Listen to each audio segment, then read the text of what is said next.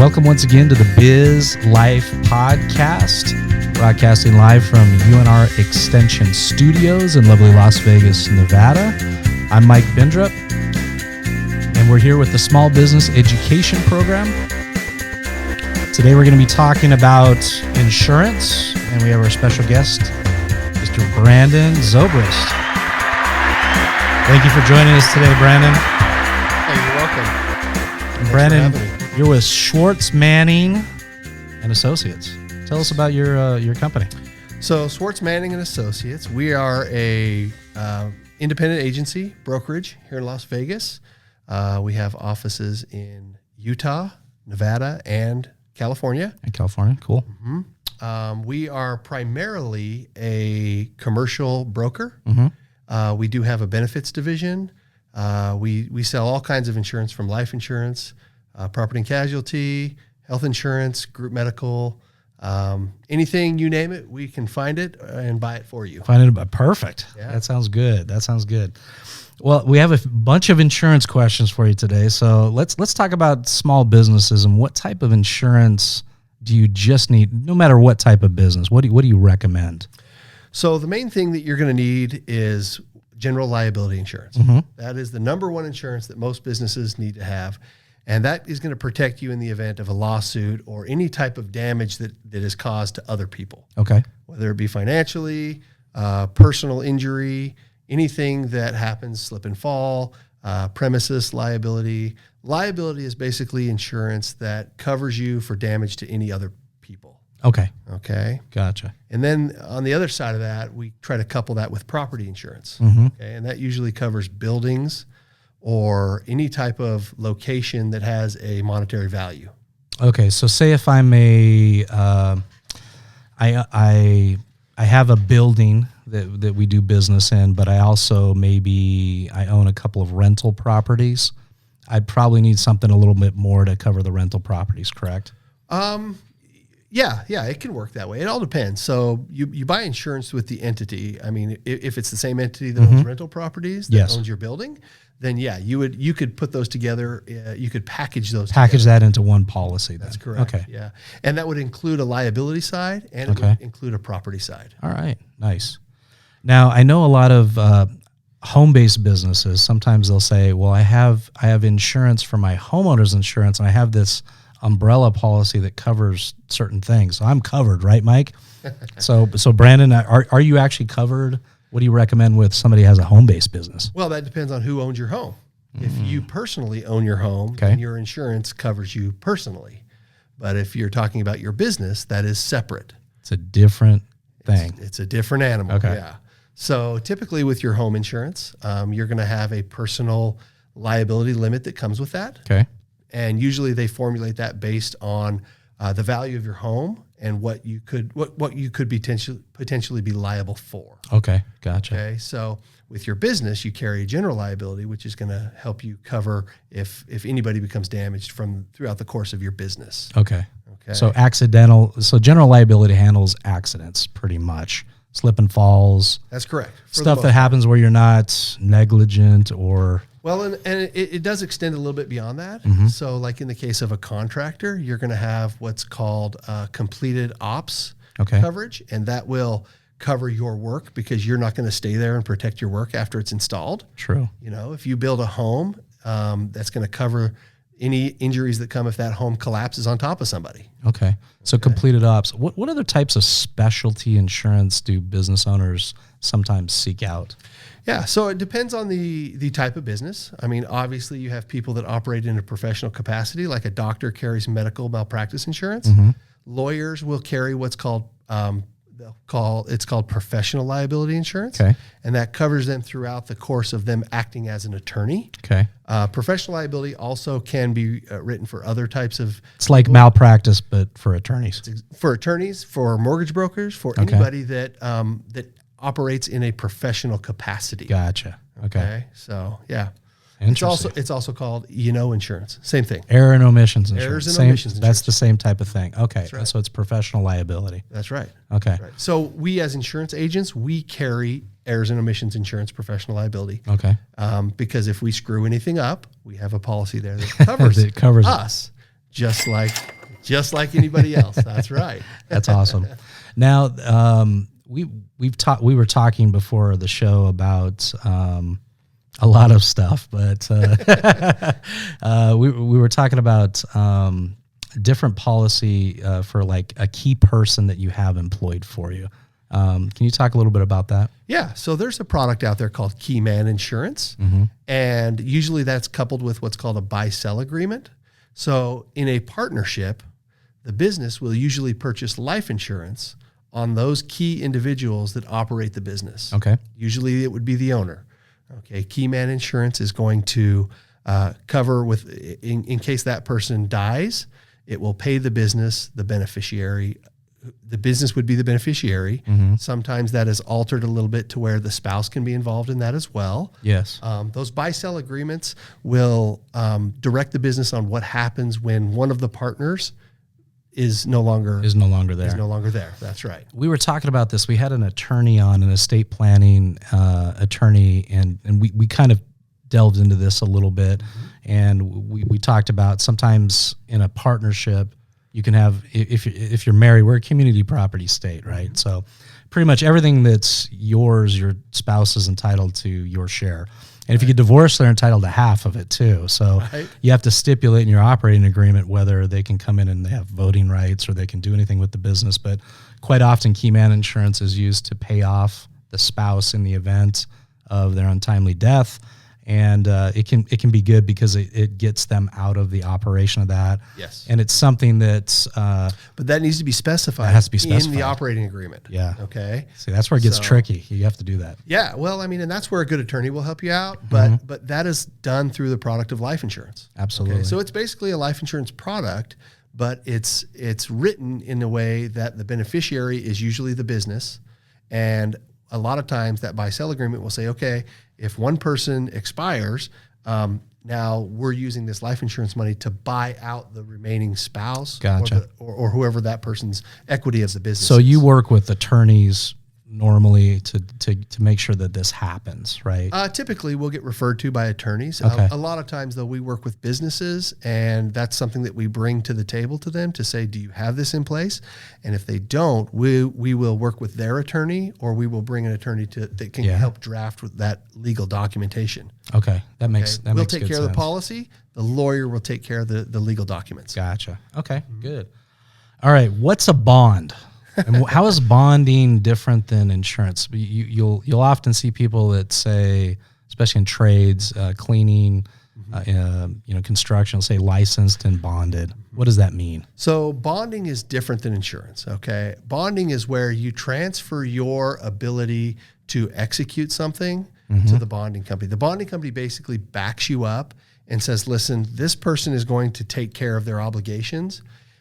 The most common type of bond that we use is a payment and performance bond. Okay. And that's mostly done in the construction industry. Gotcha. Where if there's a large project that happens and it requires a bond, the bonding company will certify that the contractor performing the job is capable and financially capable of doing the job for this agreed set upon price. Gotcha. Okay.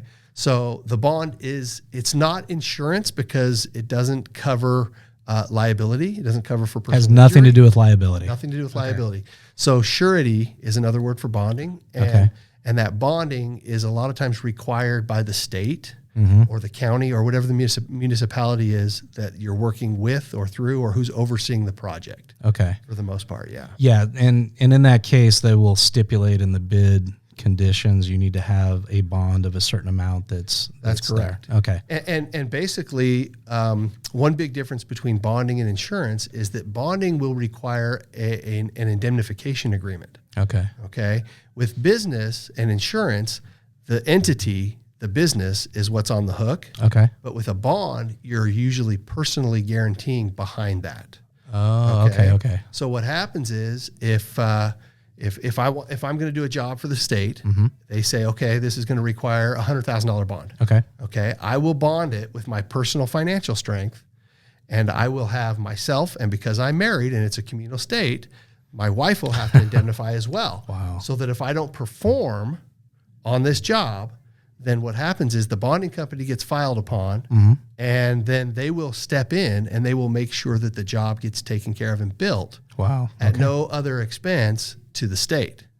Okay. Yeah. So the bonding companies take a really big risk. It is a big risk. It is. It's a big risk. Okay. So the underwriting process with bonding is very, very intensive.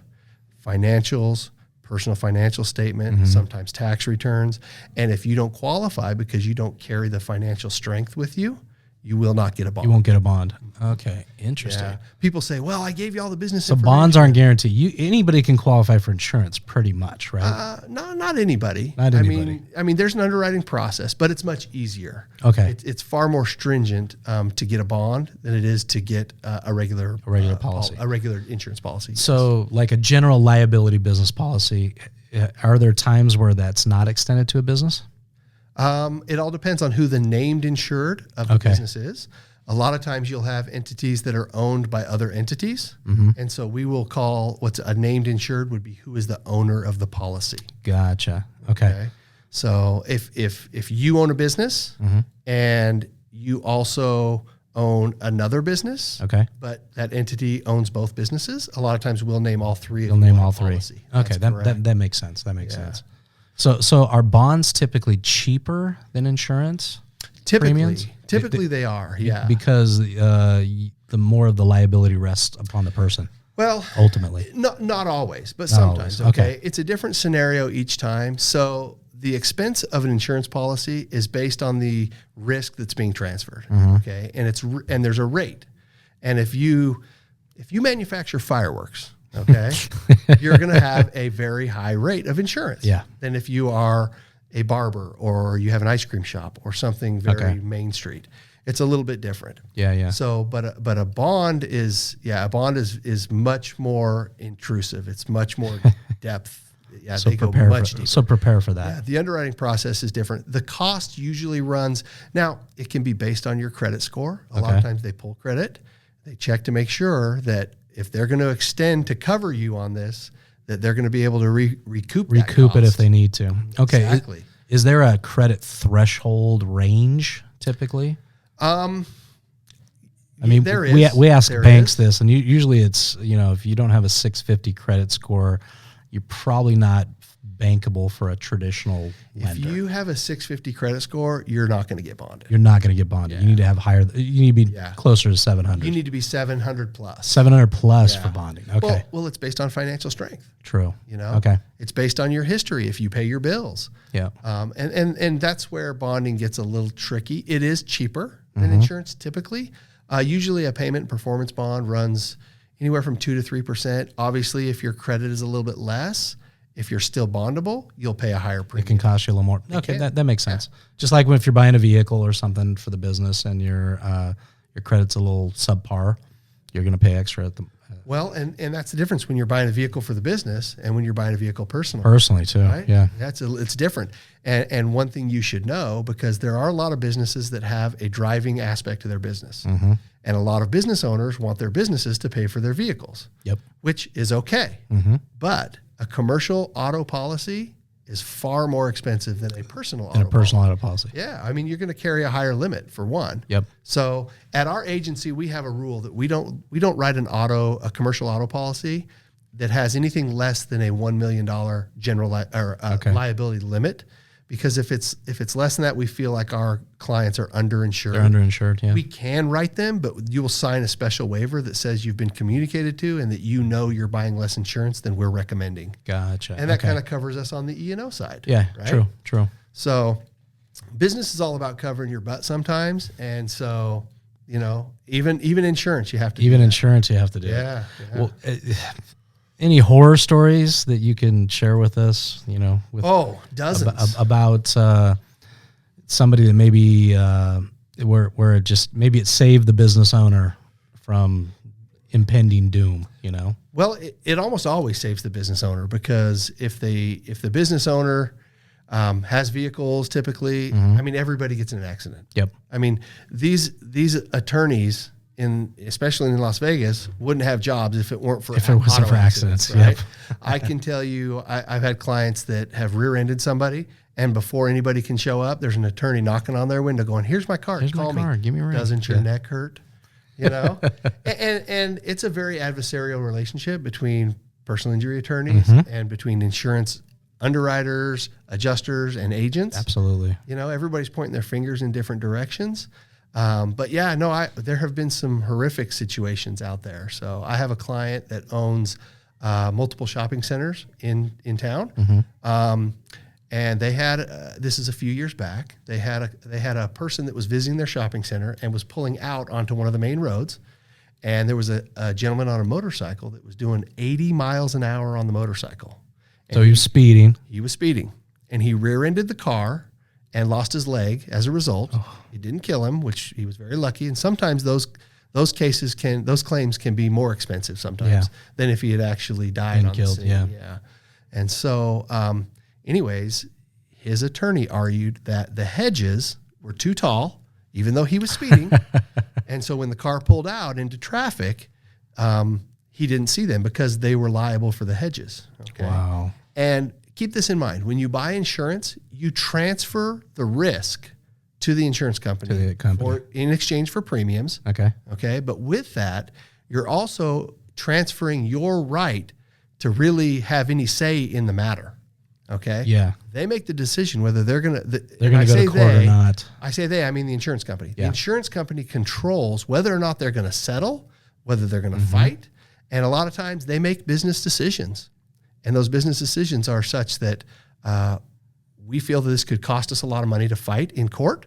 We would just as soon settle for this X amount of dollars first. So they got brought into this lawsuit. The car that left the shopping center was carrying lower limits than I would recommend. And so once those limits top out, that's it. That's it. You're done. Yeah. And the attorneys are looking for any way they can to get the most amount of money for their clients, which is what we do, right? We all do this. Yeah. And so my client was told by their adjuster that we feel like we could potentially be joint and severably liable. Okay. Wow. And joint and severable means they're tied together by the other insurance companies. There's more people there, right, involved. And they said we could potentially be on the hook for $5 or $6 million based on mediation. So we're going to settle out, and they've accepted $300,000. Wow. And they were guilty of nothing. Of having beautiful hedges. Having their hedges be too tall for an 80-mile-an-hour motorcycle to judge his speed. Exactly. So, yeah, I mean, it's kind of awful, but this is the world we live in right now. It's true. You know? People, I try to talk with my clients about ways to manage their risk as best they can.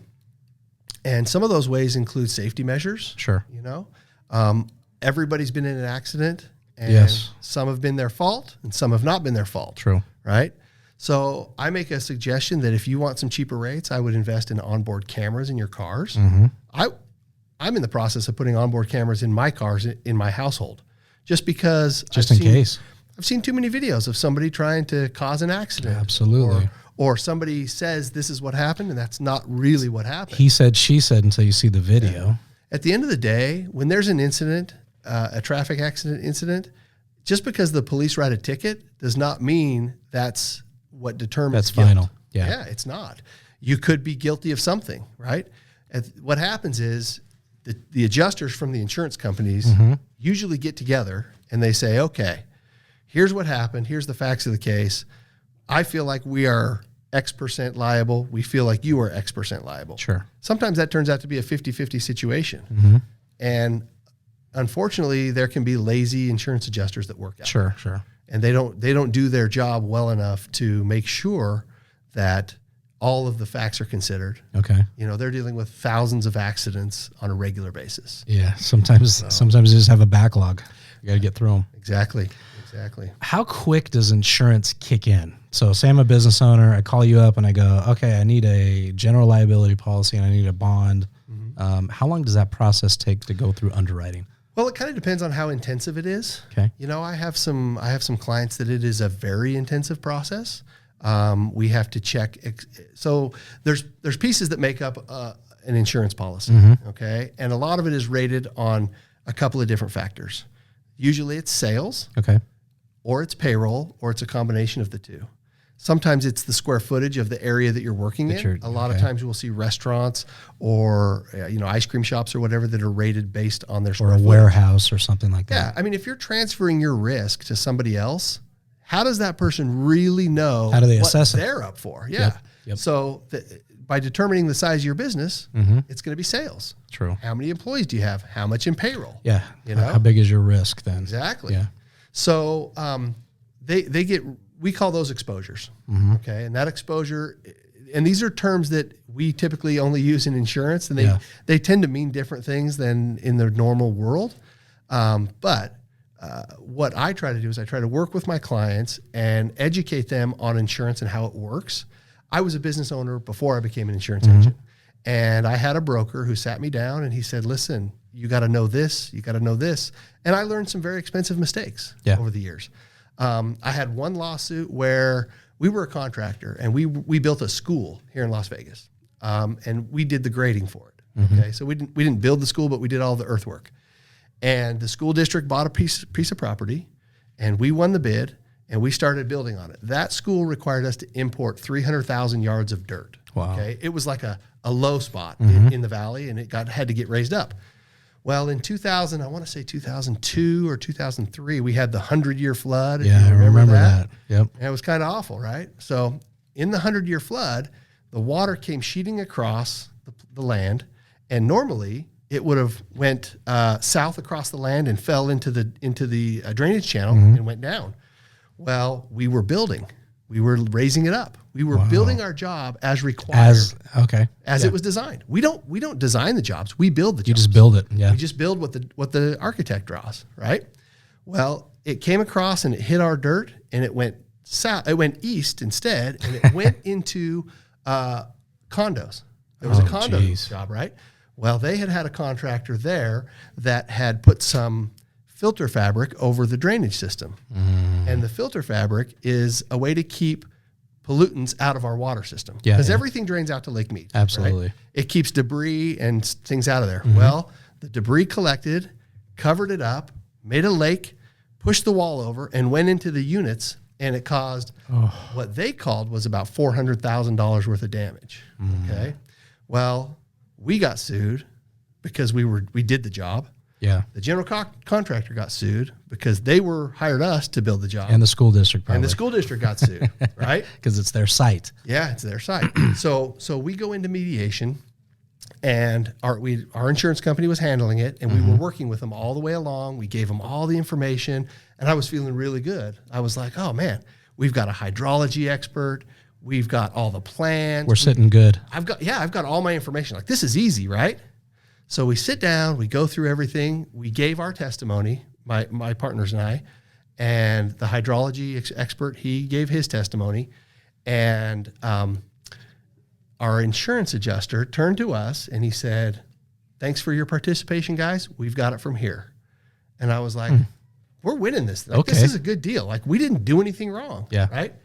Just because you didn't do anything wrong doesn't mean you're liable. Well, and here's my opinion of the legal system. Somebody's getting paid. Of course. The attorney's going to get paid, and usually the claimant is going to get something. Okay. And so anyways, I got a call a few days later, and they said, hey, I just want to let you know we settled the case for $100,000. And I was like, you're like, what? $100,000? For what? Yeah, for what? What did we do wrong? And they go, well, you didn't do anything wrong. Yeah. But this is a cost of doing business. Yeah. Right? So I had to pay a little bit higher insurance for a few years until it fell off, because we have a look-back period of 5 years as a broker. Gotcha. The insurance companies look at 5 years. So you go back. Okay. And they want to know what it's called, your loss history. They want to know what your loss history is. And if your loss history has some payouts that... Your premiums are going to be higher than moving forward. Just like if you have a car accident and you've had claims. Exactly. Your insurance premiums will be higher. Yeah. So we have what's called a loss ratio, and that loss ratio is how much did the insurance companies over that 5-year period pay out versus how much did you pay in premium. And if they're lopsided, you may not be eligible to buy insurance. Okay, so in this particular contract you were in was with Clark County School District, right? So when you're doing business with a municipality, there will be bonding requirements that have to happen. There will be insurance requirements that have to happen. Even in my business, every time I set foot on a job site, I had to have $1 million rider just for that particular job site, just to drive my truck onto the site. That's right. And that was just what they required.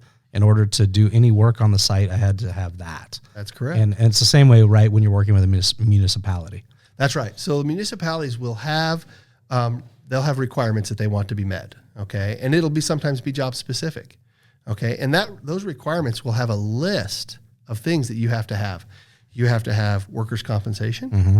You have to, which is by law, you have to carry anyways. And people say, well, it's just me. Okay, well, doesn't matter. They don't care. No. They don't care. You meet our requirements or you don't do the job. I worked with a company that they did some surveying work in the desert before they built freeways and roads and things. Mm-hmm. So we have protected species in Nevada. One is the desert tortoise, right? So they would have to hire the turtle guy to come in for like 1 week a year maybe to count and move and whatever that they have to do for a highway or a road.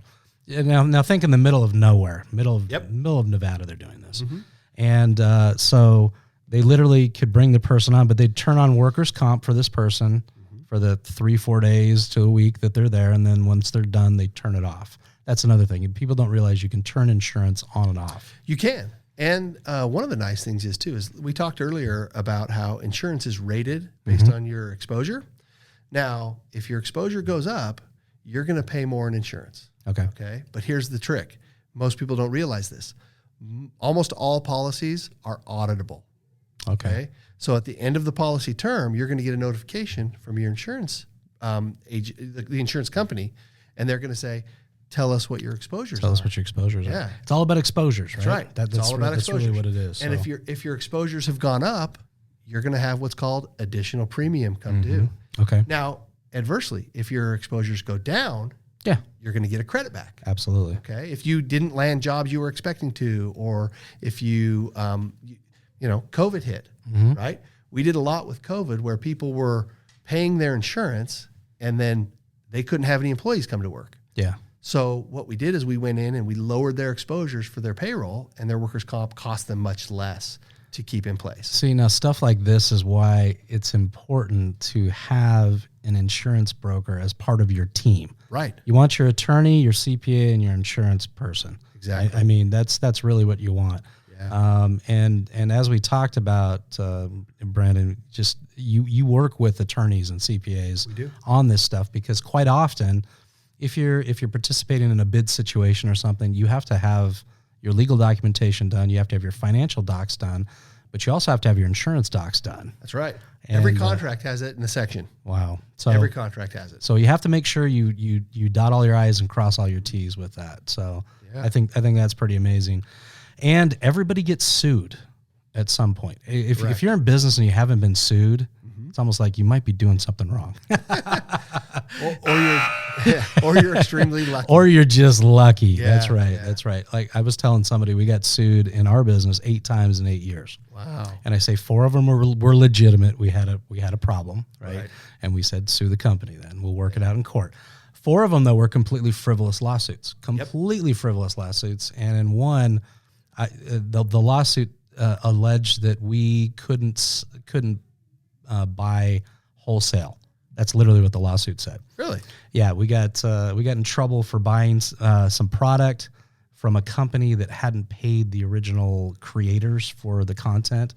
We were buying some prints of a certain type of artist. They hadn't paid the artist it was a copyright situation. It was a copyright situation, but they alleged we conspired with them to buy at a wholesale price, so we were then defrauding the artist out of money. And it's like, we just bought prints from these guys. And the sad thing is about that is, in all honesty, I'm going to bet that the attorney made more money than the artist did. Probably. Yeah. Probably. It's typical. Well, and we got named in the lawsuit with 12 co-defendants, including Disney Company and a former President Trump's company. Right. And it's like, I remember making the call to my attorney and going, this isn't fair. it just isn't fair. We didn't do anything wrong, right? We didn't do anything wrong. And he said, it's okay, Mike. We'll, I'm licensed to practice. We got sued out of Chicago. So he's like, I'm licensed to practice in Illinois too. So no problem. I go out there. I'll probably have to go back and forth 2 or 3 times. Here's my per diem rate. You're going to have to pay for my hotel and my airfare and all that. And then, I bill out at $300 an hour and this and this and this. And I'm like, so we're going to, and he goes, yeah, we're going to settle, Mike. That's what we're going to do. I said, we didn't do anything wrong. Yeah. And he said, doesn't matter. So we ended up settling. So, and like I mentioned this earlier, it's my opinion that the legal system is geared to pay money. Yeah. Okay. Whether it pays it to the attorneys or whether it pays to the actual the attorneys people who are always make money. Well, and look at our judges. Okay. Our judges used to be attorneys in almost all cases. That's right? where we find them. It's the it's the minor league attorneys and went up to the majors. And unfortunately, the insurance company collects premiums. Okay. So they're the ones who are going to pay. Right. Yeah. It's true. And it's awful, but it's the reality we live in. Okay. It's a cost of doing business. You're going to have legal fees. Now, there was a case here in town of somebody who owned multiple apartment complexes. There was a fight that occurred. There was a drug deal. It was a drug deal that had gone outside. Neither of these 2 individuals lived at this place. They ended up fighting over. So it was an illegal transaction. They ended up getting in a fight, and they jumped the fence into the property. So they were trespassing, illegal activity, and fighting. Right. The one guy got stabbed. He didn't die, but he got stabbed. So he sued the apartment complex and said, I wouldn't have gotten stabbed if the fence was higher, if lighting was more sufficient, and you had a security guard. Right. And so they won in court. See, that really surprises me. I mean, he may have won, but here's the deal. Is the people who are actually going to pay out on that are going to be the apartment complex. Yeah. Because in almost all cases, insurance does not apply if law is broken. Exactly. And so he had to end up selling one of his apartment complexes to pay for the damages that the jury awarded to the criminal who was injured. And this is why we have the protection of an entity. Yeah. Right? So that you have an entity. That's why you have an LLC or a corporation. Yeah. An S-Corp or whatever. Yeah. You don't want to be personally liable for something. Exactly. Okay. As long as you stay one step away from. You got to have layers of protection. You do. And the more successful you get, the more layers you need to have. Absolutely. And in talking about that, you mentioned earlier personal umbrellas. If you don't have a personal umbrella, you are selling yourself short. You definitely need one. You can buy a personal umbrella. I mean, now it depends on how many cars you have and how much you have to lose. But in most cases, you can buy $1 million personal umbrella for a few $100 a year. So it's a cheap investment into your future. Well, and an umbrella works this way. It takes the limits that you already have and it raises those limits by however much you purchase. So if you have a 100, 300 limit on your auto policy and you buy a personal umbrella on top of it for $1 million, you now have a 1.1, 1.3 million limits. Nice. Okay. So if you're in an accident and God forbid somebody dies because of that accident and you're found at fault at any point in time, and let's say the payout is going to be your bodily injury limit is $100,000. Okay. $100,000 can get eaten up really fast. Really fast. And I mean, think about it. If you have a building and you have your business at your building, and let's say you picked up your kid from Little League practice and he brings his friend with him, and you go into your office and you happen to be in there and a shelf falls over and hits the kid and hurts him. Yeah. Okay. That 100,000 could be gone like this. Oh yeah. Because that is a very well, and the difference would be is you're in a business. Okay. So your business insurance should cover that, kick in. Not your personal insurance. Okay. And the business insurance would, if you only had $100,000 limit for your business, yeah, you're doing something wrong. You need to fire your broker. That's true. Yeah. I tried to market myself as a trusted advisor. Okay. I'm here to help you. I am not here to just make money off you and never talk to you. Okay. So you're not like my attorney when I call, I don't get a bill for $150 or my CPA for, I don't get a bill for $75. You can actually call your insurance broker and say, Brandon, I got some questions, man. What if we did this or what if this happened?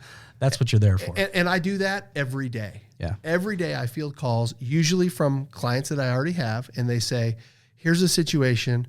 what do you think? How do I work through this? And I'll give them my advice from an insurance perspective. Okay. And I say, you need to talk to your attorney and you need to ask them legally what to do.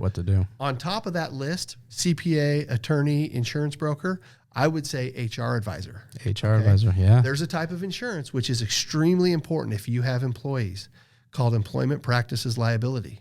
Okay. EPL insurance will cover you in the event of sexual harassment, wrongful termination, or discrimination lawsuits.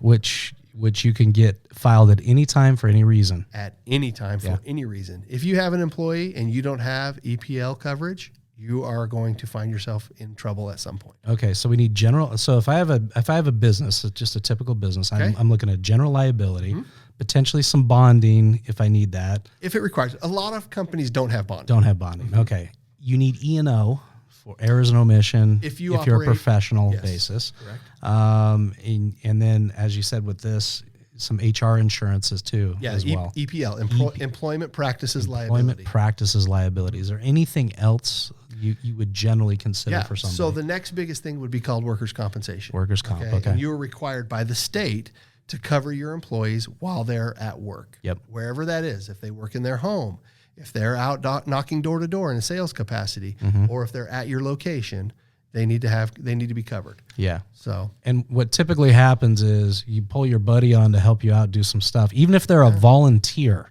Right. Okay. Even if they're a volunteer, if they get hurt in the line of duty, the hospital asks them, how did this happen? Right.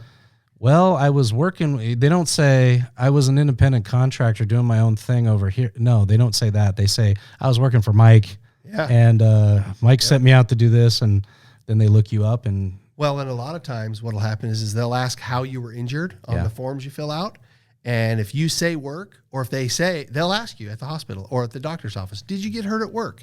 Because their rates are different than if they are for your medical insurance, right? Yep. Because they're going to go for the gusto, right? These doctor's offices don't get paid on your $25 copay. No, exactly. Right? I mean, they do, but at the end of the day, there's a negotiated rate with the insurance companies, but with workers' compensation, there's no negotiated rate, right? So it could be whatever they want.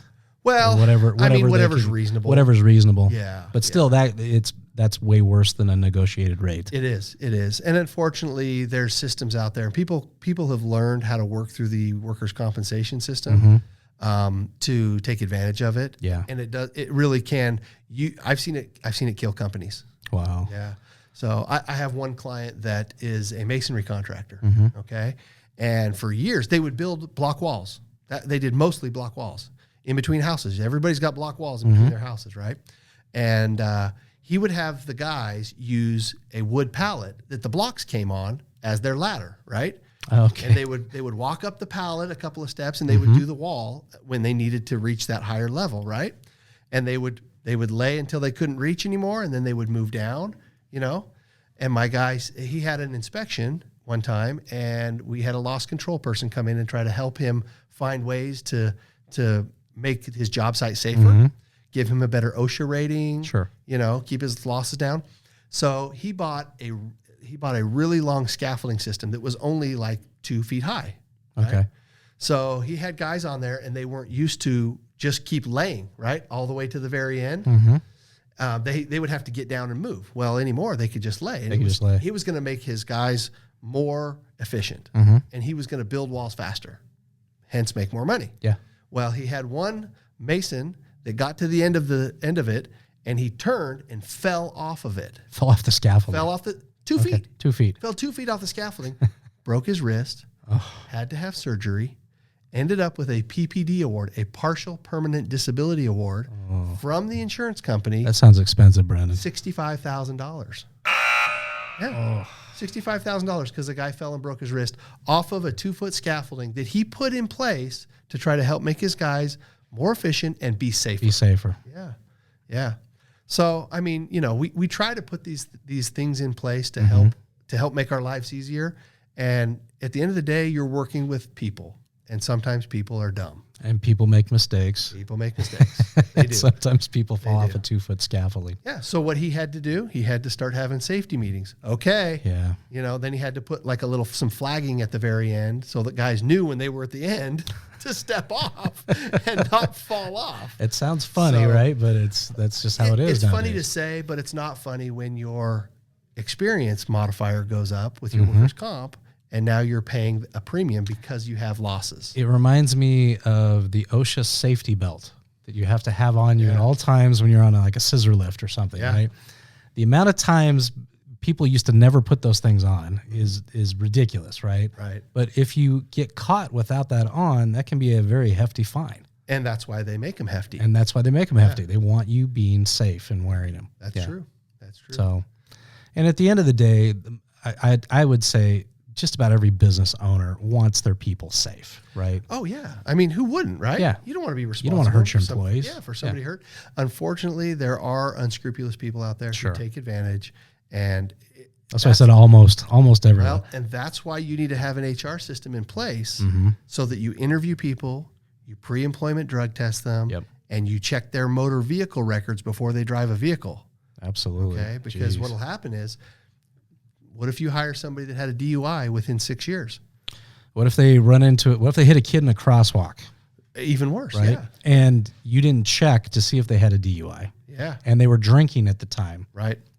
All of a sudden, this case goes from this is just an unfortunate incident to now the business is very much liable for this. Absolutely. And I'll tell you what can happen as well, because a lot of people will hire an employee and they won't notify their broker that they hired somebody that is now driving a vehicle. We do this every year at renewal time. I'll say, hey, who's driving what? Where's your vehicles? I need your list of employees, because we provide the service of pulling the MVR from the DMV. Oh, okay. And we go, okay, here's so you check them all and make sure. Well, we do. We check them and we say, you need to approve these drivers. Have you had some crazy results that come back and you have to inform the business? All the time. Well, because what will happen is they won't notify us when they hire an employee. Who thinks I'm going to call my broker and tell them? Well, if that person is going to drive in their capacity of employment, they need to be added to your policy. And if they are ineligible because they have a DUI or a suspended license or one of a dozen things. It could be a bunch of things, yeah. And there's a claim, the claim will not be covered. Wow. And that could really mess you up. Yeah, okay. Yeah, it could. That makes entirely great sense. It does. Let's see. I had another question on bonding. Is there any other type of bond that you can think of that we haven't talked about? I mean, yeah, there's all kinds of bonds. For the most part, things can be picked up by a miscellaneous bond. I mean, it just depends on what's being asked for. Nobody is going to go bond just because they want to. You just don't get a bond to have a bond. Somebody's asking for a bond. Correct? That's correct. Okay. That's correct. And a real common one, and we talked about this earlier, is a notary bond. Okay, notary bonds can be very cheap. I think they cost about $100 or $110. And that way you can go through the class and have your notary, and you can be able to sign legal documents for in your course of business. Those are very inexpensive. We sell them all day long. There's also bonds for offsite improvement bonds. That's more of a construction related bond. I know there's cleaning bonds that come through quite often. often. There are cleaning bonds. There's all kinds performance of bonds. bonds. Yeah, performance and surety payment bonds. Well, a bond is surety. Is surety. Okay. So those are synonymous terms. But bonds are, whatever you need, it has to follow the form that it's written on. Okay. So a lot of times, if somebody says, okay, I need this bond to operate in this capacity for whatever municipality, usually they're tied to municipalities. Okay. Municipalities always require bonds. Gotcha. Okay. They want to know that you have the financial strength to do the jobs that they're asking you to do. Gotcha. Okay. And those bonds will be written on a specific form. In fact, Clark County will ask you, it has to be written on their form. On their form. Yeah. Interesting. And so you will pick up a bond packet from the county and it will have a certain color sheet, because you can't just make a photocopy of it. It has to be on their paper. Their paper. And it's numbered. It's original. It's original. Okay. So yeah, and it has an embossed number on it. So interesting. Yeah, I mean, bonding can be really tricky, but if you have the right professional, he can guide you through it without a problem. That's interesting. Well, great information today, Brandon. Is there, if you could give a business owner that just says, boy, I'm really clueless with insurance. You know, is there any final word to say, here's something you really need to do, or you really need to what should they focus on? You know, having a good broker. Having a good broker. Yeah. Pick a broker. If you don't talk to your broker more than once a year, you're not getting out of them what we're paid to do. Mm-hmm. And most of the times, our commissions come from the insurance carriers. We don't, only unless in certain circumstances will we charge what we call an agency fee. Mm-hmm. We don't. I never charge those. So your clients don't even have to pay you. You get paid from the insurance products. Right. That's exactly which is right. great. Yeah. And one of the things I've always recommended brokers for business owners, because you need different types of insurance, and you can't just go to the place where you're getting your car insurance for your personal done. They probably won't have what you need, number one. True. And number two, you need somebody that understands the business side of things. Exactly. So you need someone who works in the business industry. Absolutely. And that's what you do. Yeah. Proper. Okay. We are business agents. Okay. Well, where can we find you at Swartz Manning? So we're in Summerlin. You can reach us at swartzmanning.com. We've got some other special industry programs that we have affiliated with us that we work like in the cannabis industry. Okay. Which is very, very hard to insure, by the way. Absolutely. So you really want to have someone who knows what they're doing in that industry. Okay. Because you'll lose a lot of money. Yeah, there's a lot of liability. My goal, if you don't talk to your broker more than once a year, you're hurting yourself. See, that's and if he doesn't answer your call, get another or broker. call you back in a day or two, what are you wasting your time for? Yeah. Yeah. I talk to every one of my clients all the time. All the time. And they all know they can call me on my cell phone, and I will pick up or call them back if I'm helping do a podcast. Yeah. Well, thank you for being here with us today, Brandon. What's a good number they can reach you at? You can reach us at 702-878-2028. 2028. And it's SWARTS Manning, MANNING.com. Yep. swartzmanning.com. All right. Thank you, Brandon. And once again, this has been the Biz Life Podcast. I appreciate you being on the show with us today. You're welcome. Thank you for all the insights and information and great stuff for small business owners. So thank you.